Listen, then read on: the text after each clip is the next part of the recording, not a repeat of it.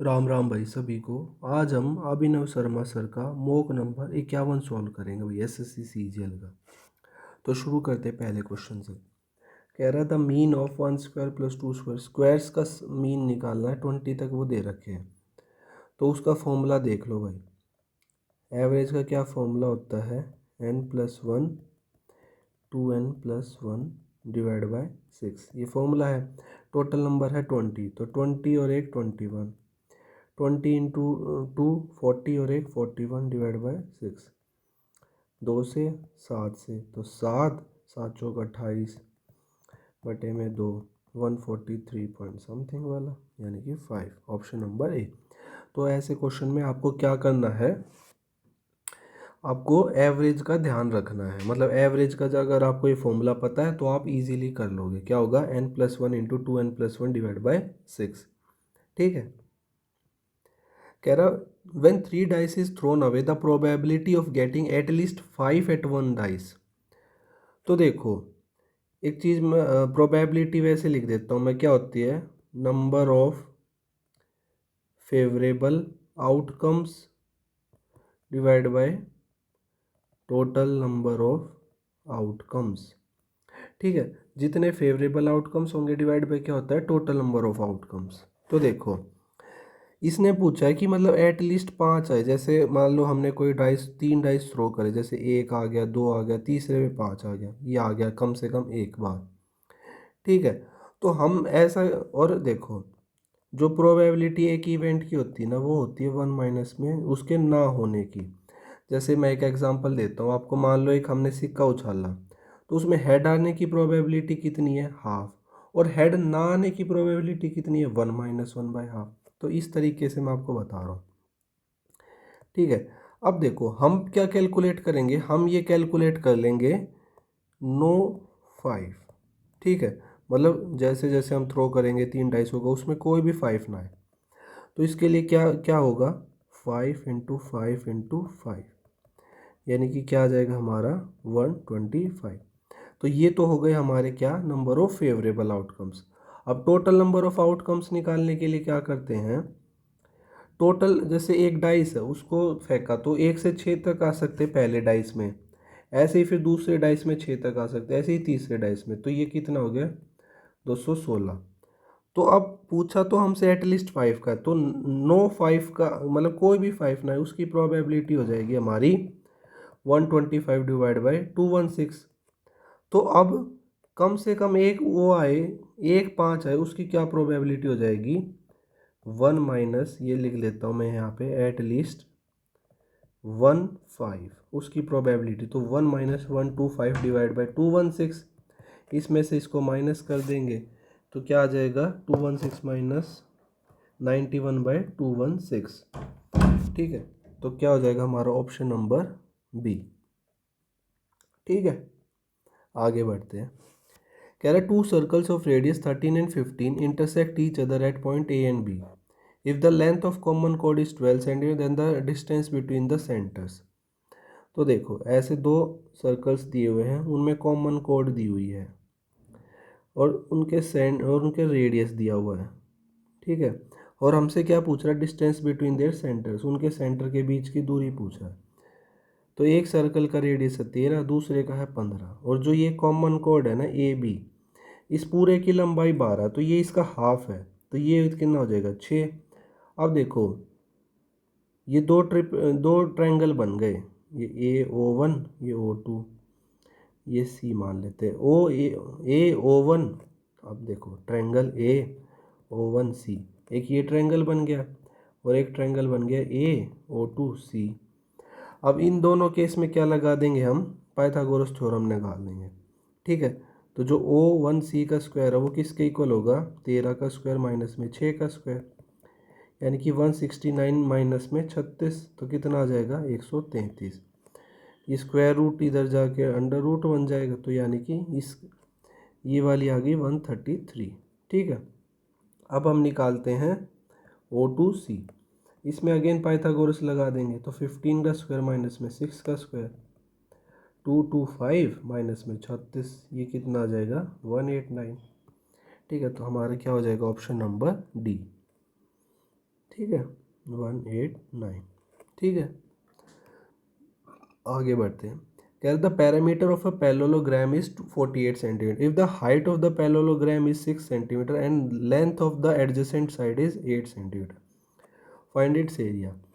तो देखो, पेरीमीटर का क्या फॉर्मूला होता है, 2 इंटू में एडजेसेंट साइड प्लस में बेस इक्वल टू, और कितना दिया हुआ है 48, ये होता है पेरीमीटर का फॉर्मूला। ठीक है, तो देखो 2 इंटू एडजेसेंट साइड कितनी दी हुई है हमें 8, प्लस में हमें बेस पता नहीं है कितना है, वो 48 के इक्वल है। तो यहाँ से हम b की वैल्यू निकाल लेंगे, 2 उधर जाके डिवाइड का हो जाएगा। ठीक है, तो ये आ गया 8 प्लस बी इक्वल टू 24। तो यहाँ से b की वैल्यू क्या आ गई 16। तो हमारा बेस आ गया 16 और हमारी हाइट है 6। तो अब हम क्या लगा सकते हैं, फॉर्मूला लगा सकते हैं, कौन सा, एरिया क्या हो जाएगा, बेस इंटू में हाइट। तो बेस हमारा 16, हाइट है 6, तो 16 6 96 सेंटीमीटर स्क्वायर। तो आपको बस ये फॉर्मूला याद रखना है, पेरीमीटर का क्या होता है पैरेललोग्राम का, 2 into adjacent right side plus base होता है पेरीमीटर, और एरिया का क्या होता है बेस इंटू हाइट। ठीक है, आगे बढ़ते हैं। कह रहा Aman wants to get his spherical over tank water having diameter this painted. देखो मतलब उसके पास एक स्फेरिकल ओवर हेड है, मतलब ऐसे गोलाकार वाला है, स्फेयर के फॉर्म में 3D में इमेजिन करो उसको। ठीक है, और मतलब उसको पेंट करना उसको, तो उसकी और कॉस्ट दे रखी है हमें, और उसका रेडियस कितना दे रखा है, डायमीटर 7 दे रखा है, तो रेडियस हो गया 7/2।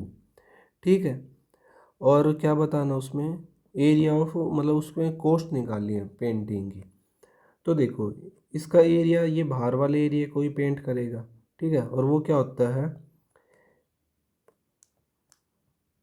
Total surface area of sphere, sphere वो होता है 4 पाई r²। तो 4 × 22/7 इंटू में 7/2 इंटू 7/2, तो इससे ये कैंसिल, इससे ये, तो 12×7=154, 154 आ गया। अब हमें बताना है कॉस्ट ऑफ पेंटिंग। तो कॉस्ट 1 मीटर स्क्वायर की 13 रुपये है, तो 154 की इंटू ये कर देंगे। ठीक है, तो हमें, और चलो अब इसको कैलकुलेट करते, तो अगर सपोज़ 15 होता, 150 मान लें इसको, तो 15 इंटू 13, 13 169, और 169 और 26, 9 6 5 1 6 7 192, और प्लस में 4 192 0 प्लस में 13, 13 चौक, एक सेकंड इसको कर ही लेते हैं भाई, इंटू 13, 13 चौक क्या होता है 52। ठीक है, और 13 पंजे 65, और 13 एकम 13, तो 2002, ऑप्शन नंबर सी 2002 आ जाएगा। ठीक है, आगे बढ़ते हैं। कह रहा हमें travelled the distance of 50 kilometre in 9 hours. He travelled partly on foot at 5 kilometre per hour and partly by bicycle at 10 kilometre per hour. The distance travelled on bicycle is. तो कैसे करेंगे इसको, हम देखो इस क्वेश्चन में क्या करेंगे, हम स्पीड के ऊपर एलिगेशन लगाएंगे, और जब भी हम स्पीड के ऊपर एलिगेशन लगाएंगे ना, स्पीड पे एलिगेशन से क्या आता है हमारा, टाइम का रेशो आता है, टाइम रेशो। ठीक है, कैसे करेंगे इसको, मान लो ये है अभी चल रहा है फुट, फुट पे चल रहा है 5 किलोमीटर पर आवर से। ठीक है, बाईसाइकिल पे चल रहा है 10 किलोमीटर पर आवर से, और देखो उसका जो टोटल डिस्टेंस है 50 और जा रहा है 9 घंटे में, तो 50/9 ये हो जाएगी उसकी एवरेज स्पीड। ठीक है, तो ये आ गई 50/9। ठीक है, अब 10 में से माइनस करा, 10 माइनस 50/9, तो ये 90 में से 50 गए 40, तो ये आ गया अपना 40/9। ठीक है, नहीं एक सेकेंड, एक सेकेंड, ये यहाँ आएगा 40/9, और 50/9 में से 5 माइनस करा, तो 9 पंजे 45, तो ये आ जाएगा 5/9। ठीक है, इससे ये कैंसिल हो गया, तो यहाँ से देखो रेशो क्या आ रहा, हमारा रेशो आ रहा है 8:1। ठीक है, क्या रहा हमारा 8:1। अब देखो स्पीड है ये, हमें बाईसाइकिल की ये है और वो चल रहा है 1 घंटे के लिए, तो स्पीड इंटू में टाइम 1 आवर, तो क्या आ जाएगा 10 किलोमीटर डिस्टेंस। तो ऑप्शन हमारा क्या हो जाएगा, आंसर नंबर सी। ठीक है, आई होप आप समझ गए होंगे। जब भी हम स्पीड पे एलिगेशन लगाएंगे तो टाइम के अंदर रेशो आएगा।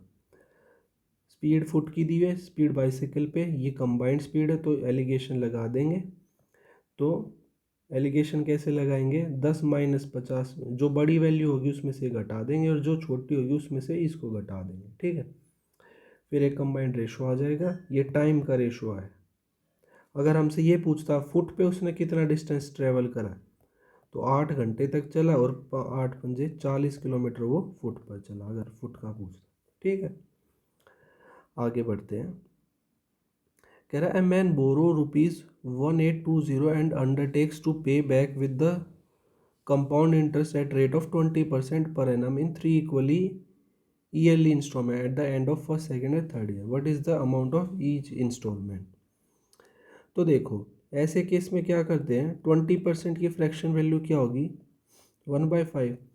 तो फर्स्ट ईयर के लिए जो चेंज आएगा वो 5:6 में आएगा। सेकेंड ईयर के लिए क्या रेशो चेंज आएगा, 25/25:36।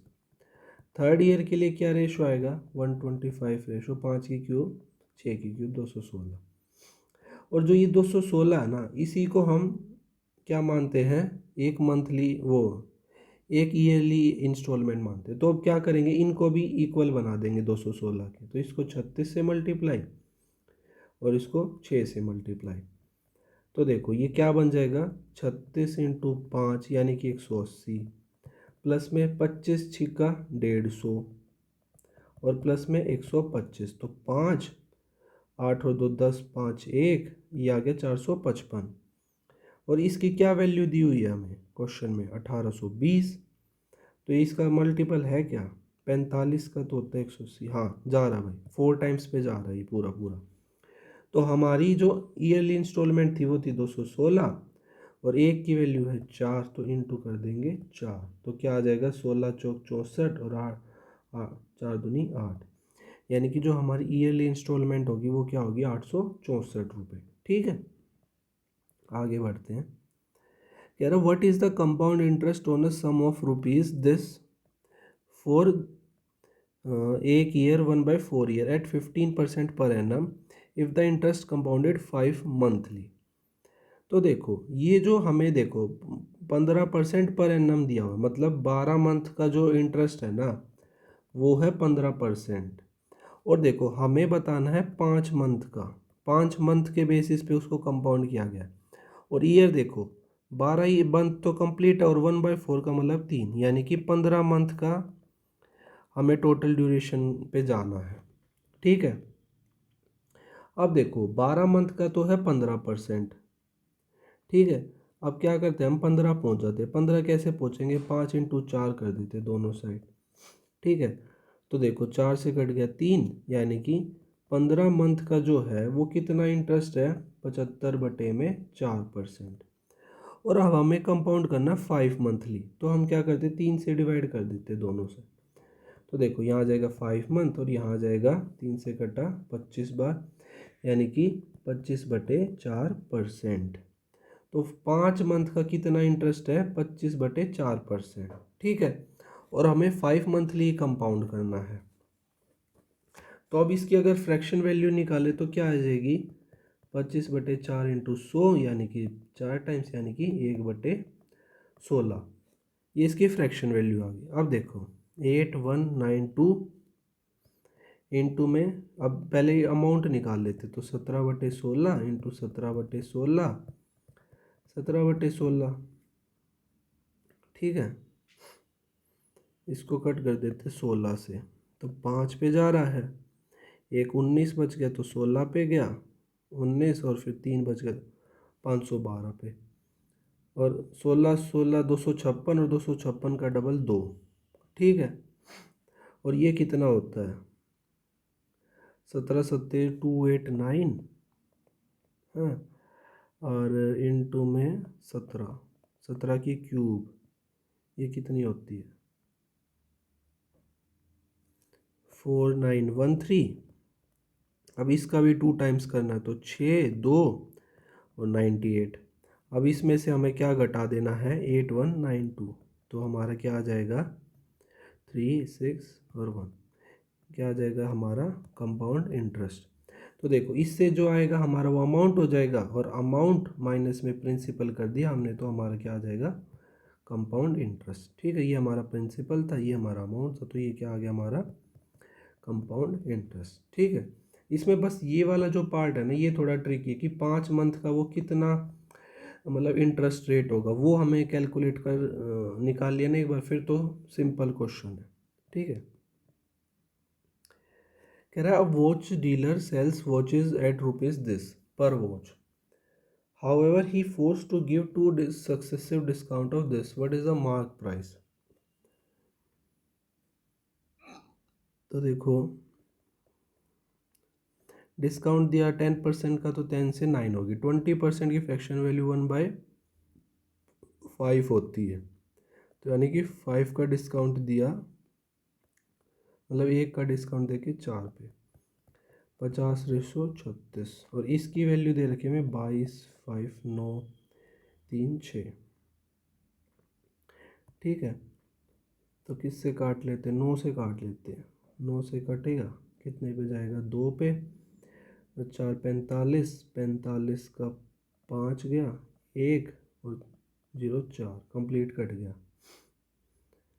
ठीक है, अब 4 से जा रहा है लास्ट के 4, हाँ कट है 4 से जाएगा, तो 4 से जाएगा तो 6 आएगा, 24 11 2 30, 30 पे गया तो 7 और 6 11। अब इसको 6276 इंटू 5 कर लेंगे, 5 6 ज़ा 30 और 7 5 ज़ा 35 और 38 और 5 दूनी 10 10 और 3 13 और 6 पंजे 30 और 1 31, तो यानी कि 31800, एक ज़ीरो एक्स्ट्रा थी, तो ये हो जाएगा हमारा आंसर। ठीक है, सिंपल क्वेश्चन था, जितना डिस्काउंट दिया है मतलब जो ये था हमारा मार्क प्राइस, ये हमारा सेलिंग प्राइस, हमें सेलिंग प्राइस गिवन था तो हमने जो डिस्काउंट दिया उससे एक रेशो बनाई और उससे फिर हमने क्या निकाल लिया 1 की वैल्यू निकाली, उससे हमने 50 की वैल्यू ली।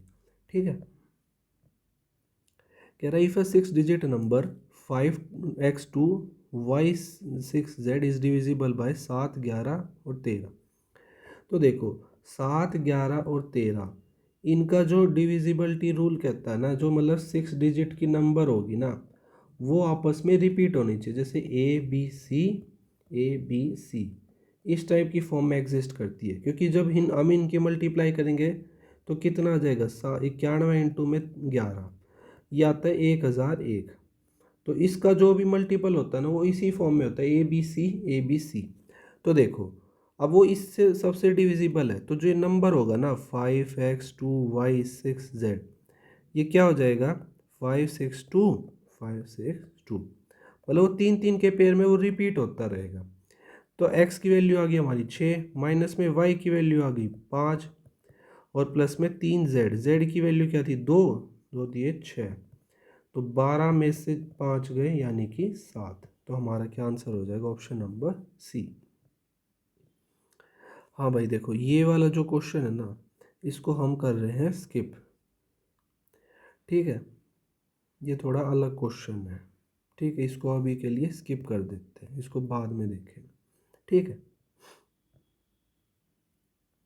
कह रहा from the top of a tree 7 metre high the angle of elevation of a tower, मतलब ये कोई टावर है उसका एंगल ऑफ एलिवेशन दे रखा है हमें 30 degree, if the tower is 47 metre high. तो देखो 7 तो यही हो गया टोटल 47, तो ये कितना बचा 40। ठीक है, how far away the tower is the tree position, मतलब इनके बीच की दूरी निकालनी है ट्री और टावर की, ये ट्री है ये टावर है, ये टावर है ये ट्री। तो देखो अब tan 30 क्या होता है परपेंडिकुलर अपॉन बेस, tan 30 की वैल्यू 1/√3 और परपेंडिकुलर कितना 40 और बेस हमें निकालना है ये वाला इसकी डिस्टेंस, तो बी क्या आ जाएगा 40√3। ये इतना तो ये नीचे वाला भी 40√3 होगा। तो हमारा क्या हो जाएगा ऑप्शन नंबर डी 40√3।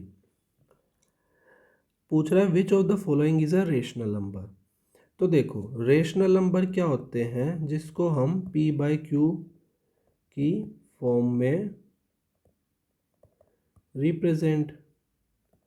अब देखो जो ये वाली वैल्यू ना 2 की पावर ये 1/2 है और उसकी पावर भी 3 टाइम्स, मतलब √3 है ये, ठीक है, √3, ठीक है। और ये है 4 की पावर 4 का √3 -4 -2, और ये है 12 की √1/3। तो जब इनको हम लिखेंगे ना तो ये कोई सा भी जो है ना p/q की फॉर्म में नहीं आने वाला। और जब इसको सॉल्व करेंगे तो क्या आ जाएगा r, इसका क्यूब रूट होता है 2 -2 0। तो इसको हम p/q की फॉर्म में लिख सकते हैं। जैसे कि मान लो 0/1 रहा होगा या 2 समथिंग रहा होगा, तो वो 0/2 समथिंग वो 0 हो जाएगा, तो हम इसको लिख सकते हैं। तो हमारा इसका क्या आंसर हो जाएगा ऑप्शन नंबर बी, ठीक है। देखो क्या कह रहा है, pipe A B can fill a tank in 18 hour and 22 सही 1/2 आवर्स रिस्पेक्टिवली। तो देखो मतलब क्या कह रहा है, ए है बी है, ए 18 घंटे में भर रहा है, बी 22 सही 1/2। ये किसकी फ्रैक्शन वैल्यू 44 और एक 45/2। टोटल इनका अमाउंट निकालते 90 आ गया, ठीक है। एलसीएम ले लेते हैं, तो ये आ गया 18 पंजे 90, 2 और 4, ठीक है। अब कह रहा pipe C is emptying pipe, जो पाइप सी है वो एम्प्टी करता है। All 3 are opened together for 3 hours, then 20% of the tank is filled. अब देखो 90 इसकी टोटल है, उसका 20% निकालना, 20% की फ्रैक्शन वैल्यू 1/5, ठीक है। जब हमने क्या करा, जैसे ए की एफिशिएंसी है 5, बी की एफिशिएंसी है 4 और हमें सी की एफिशिएंसी नहीं पता जो कि है एम्प्टी पाइप, तो उसकी एफिशिएंसी हम लिख लेते हैं एक्स माइनस का। और ये सारे पाइप चले 3 घंटे तक, और कितना उसने टोटल टैंक का 20% हिस्सा भर दिया, तो ये डिवाइड बाय 100, 0 0 18 आ गया, तो 3 तिया 9 और 6 आ गया, तो 9 - x = 6। तो x की वैल्यू क्या आ गई, यहाँ से x की वैल्यू आ गई 3। मतलब जो एम्प्टी करने वाला पाइप है उसकी एफिशिएंसी है 3 घंटे में वो 1 यूनिट पानी को निकाल देगा, ठीक है। अब 90 टोटल टैंक की कैपेसिटी और 3 उसकी नेगेटिव एफिशिएंसी, तो वो कितनी देर में भर रहा, मतलब कितनी देर में निकाल रहा होगा टोटल टैंक को 30 में, तभी तो उसकी 3 की एफिशिएंसी नेगेटिव की आएगी, ठीक है। ये है नेगेटिव की एफिशिएंसी। यहाँ तक समझ आए। अब क्या कह रहा है, A and B together are open for 4 hours. अब ए और बी को नहीं इकट्ठा चला है 4 घंटे तक, उनकी कंबाइंड एफिशिएंसी 5 और 4 9, तो 9 × 4 यानी कि 36 यूनिट तो पानी भर दिया पूरा। अब क्या करा, ए को बंद कर दिया और C is open instantly with B. अब सी और बी चल रहे हैं। अब बी की एफिशिएंसी है 4 और सी की एफिशिएंसी है -3, तो इनकी कंबाइंड एफिशिएंसी आ गई 1 की, ठीक है। अब देखो 36 तो हमने पहले भर दिया, टोटल है 90, तो 90 - 36 कितना आ गया 54, यानी कि 54 यूनिट अभी और भरनी है, और एफिशिएंसी कितनी है 1 की। तो टाइम कितना लगेगा 54/1 यानी कि 54 आवर्स। तो 54 आवर्स यहाँ लग रहे हैं और 4 आवर्स पहले लग रहे थे, तो 54 और 4 कितना हो गया 58, यानी कि 58 आवर्स उस टैंक को पूरा कंप्लीट फिल होने में लगेंगे टाइम, ठीक है। थोड़ा सा अच्छा क्वेश्चन है, पेशेंसली इसको सॉल्व करेंगे तो आराम से हो जाएगा, ठीक है। कह रहा है in a polygon the sum of interior angles is 3 times the sum of exterior angles. तो देखो एक्सटीरियर एंगल्स का तो जो सम होता है ना वो होता है हमेशा 360 डिग्री, ठीक है। एक्सटीरियर एंगल सम ये तो फिक्स है, ये चाहे आपका ट्रायंगल हो, चाहे आपका मतलब स्क्वायर हो, चाहे आपका पेंटागन हो, या फिर आपका हेक्सागन हो, कोई भी आपका पॉलीगन होगा ना, उसका जो एक्सटीरियर एंगल का सम है ना वो 360 रहने वाला है। अब देखो जो इंटीरियर एंगल का सम है ना वो इसके 3 टाइम्स है, यानी कि 36 दिया 108, वो इतने डिग्री है। अब देखो जो इंटीरियर एंगल्स का सम होता है वो किसके इक्वल होता है, n-2 इंटू में 180, ये इसका फॉर्मूला है। ये किसके इक्वल है, 1080 के, तो ये कितने टाइम्स गया, 6 टाइम्स। तो यहाँ से n की वैल्यू आ गई 6 + 2 यानी कि 8। Option number A. उसमें साइड्स ही पूछी थी, n क्या रिप्रेजेंट करता है, साइड्स को। तो हमारा क्या आ जाएगा, ऑप्शन नंबर ए, 8 साइड्स। ठीक है। कह रहा है an article is sold for ₹2070 at a profit of 15%। If the article is sold for ₹1890 then the what will be the gain और लॉस परसेंट। अब देखो प्रॉफिट हो रहा 15% का, तो यानी कि 100%, देखो कॉस्ट प्राइस तो ऑलरेडी 100% होता है, ठीक है। अब 15% का प्रॉफिट होता है, यानी कि 115% की वैल्यू दी हुई है हमें 2070। और हमसे ये पूछ रहा अगर हमने आर्टिकल को 1890 में बेच दिया तो हमें क्या होगा, गेन होगा, लॉस होगा, कितना हो। तो हम इसको कैसे करेंगे, 115%, इसको हम नीचे ले आएंगे। ये है किसकी वैल्यू, ₹1 की। हमें कितने की निकाली है, 1890 की। तो क्या करेंगे, 1890 से इसको मल्टीप्लाई कर देंगे। तो 0 से 0 कैंसिल, 9 से जा रहा है, देखो 9 से 2 बार 1 बार, और ये 9 से कितने बार जा रहा है, 2 बार, और 27 3 बार। अब 23 का मल्टीपल ये 5 बार, यानी कि क्या आ गया, 105%। तो अब देखो हमें पता है कॉस्ट प्राइस कितना होता है, 100%, और ये आ रहा है 105, यानी कि उसमें क्या हुआ है, अगर वो इतने पर भी बेचेगा ना तो भी उसको 5% का गेन हो रहा है, यानी कि ऑप्शन नंबर सी।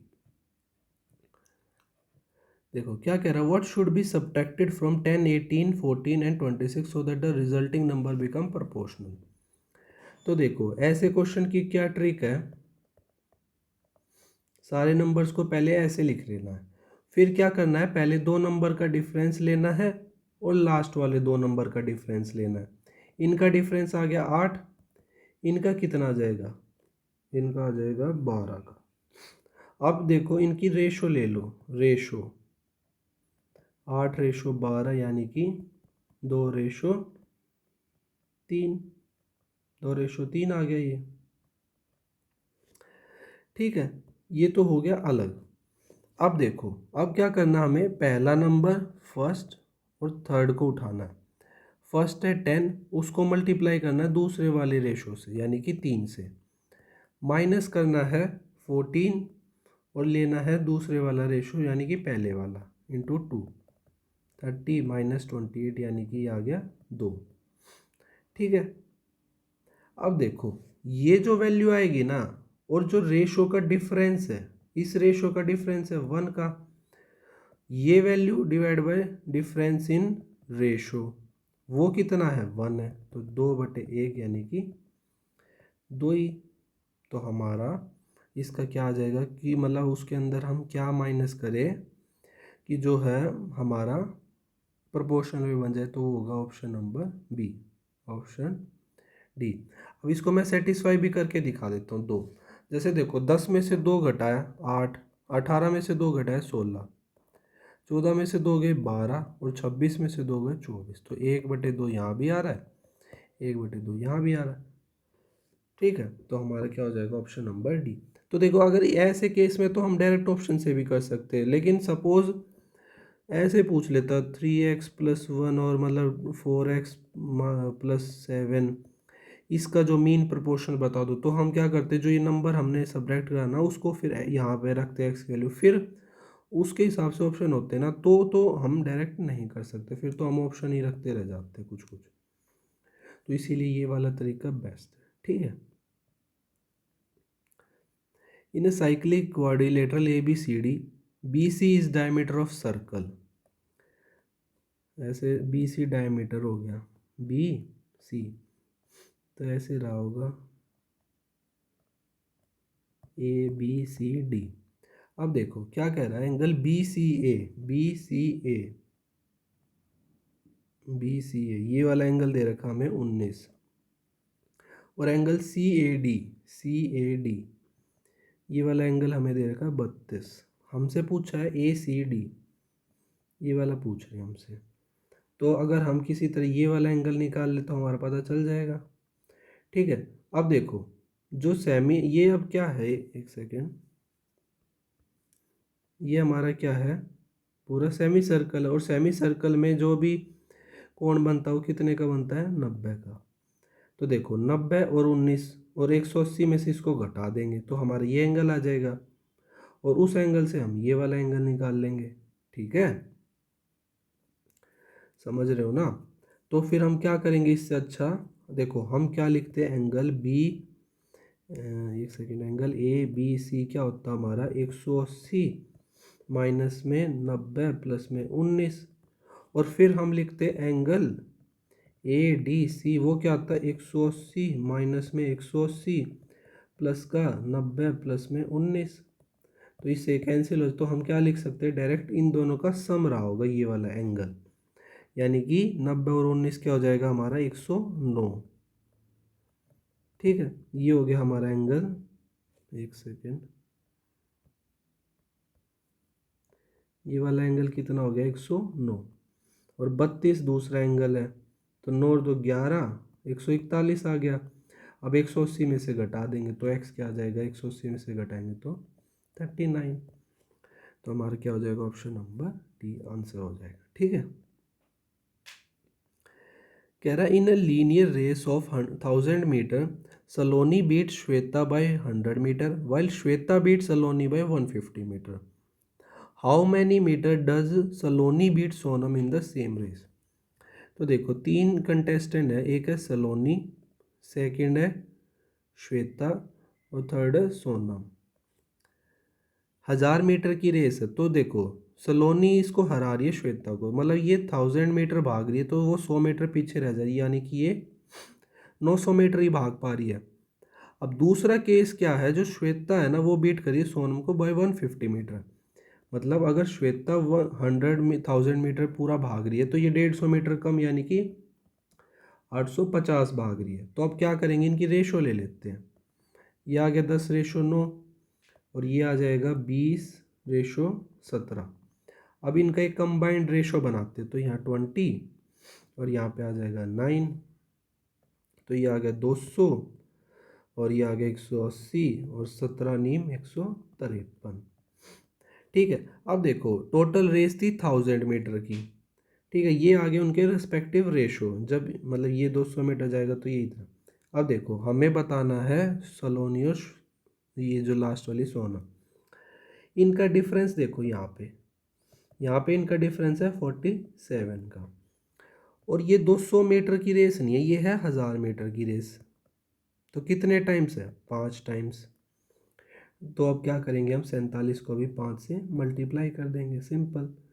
47 के दो दो 250 आ जाएगा 50 से करने पे, और 15 माइनस यानी कि 235 मीटर। क्या हो जाएगा हमारा, ऑप्शन नंबर डी करेक्ट हो जाएगा। ठीक है, कह रहा bag contain ₹550 in the form of 50 पैसे, 25 पैसे एंड 20 पैसे, coins in the ratio this. तो देखो टाइप्स कितने हैं, टाइप्स ऑफ कॉइन, 50 पैसे को हम लिख सकते हैं 1/2 रुपी, 25 को हम लिख सकते हैं 1/4 रुपी, और 20 को हम लिख सकते हैं 1/5 रुपी। और कॉइन्स कितने हैं, मतलब किस रेशो में, 2:3:5। तो यहाँ आ जाएगी अमाउंट, अमाउंट का रेशो। अब देखो हमारे पास 50 पैसे के कितने सिक्के हैं, 2 सिक्के, तो टोटल अमाउंट कितनी आ जाएगी, यानी कि 1।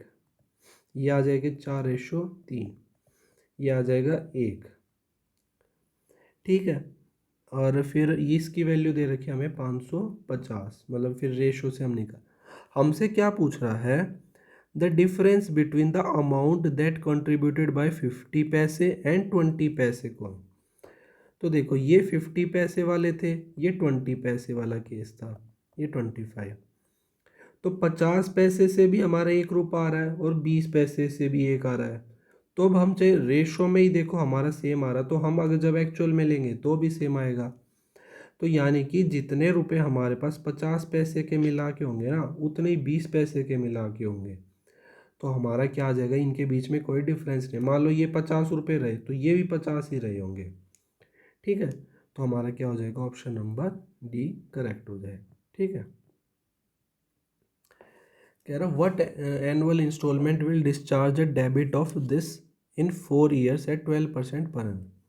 तो देखो मैंने आपको इसका लॉजिक बता रखा है एनुअल इंस्टॉलमेंट वाले का। देखो 4 year बोल रहा है तो सिंपल 100 + 100 + 100 + 100 लिख लेंगे ऐसे।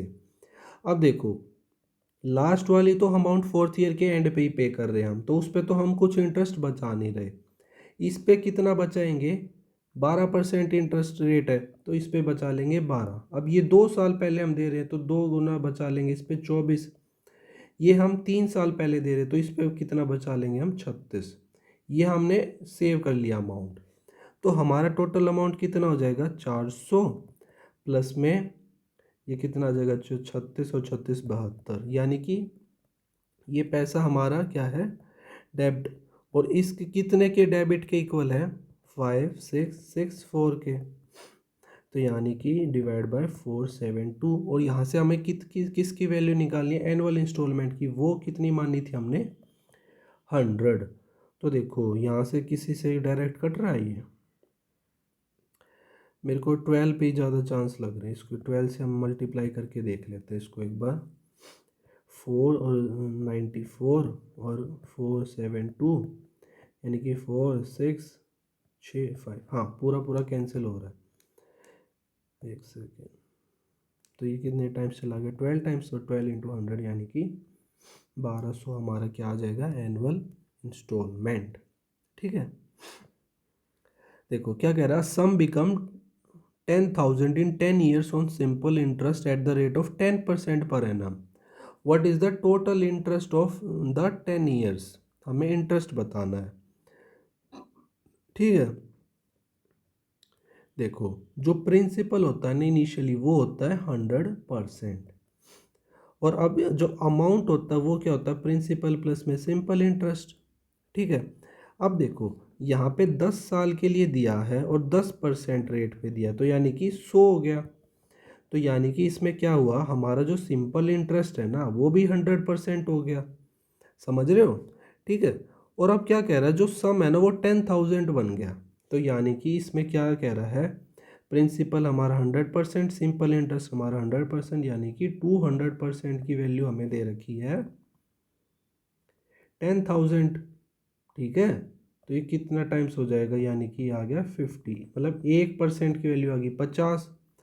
और हमें बताना टोटल इंटरेस्ट, तो टोटल इंटरेस्ट की वैल्यू है 100%, तो क्या कर देंगे इंटू 100 कर देंगे, यानी कि 5,000 रुपये क्या आ जाएगा हमारा इंटरेस्ट, ठीक है।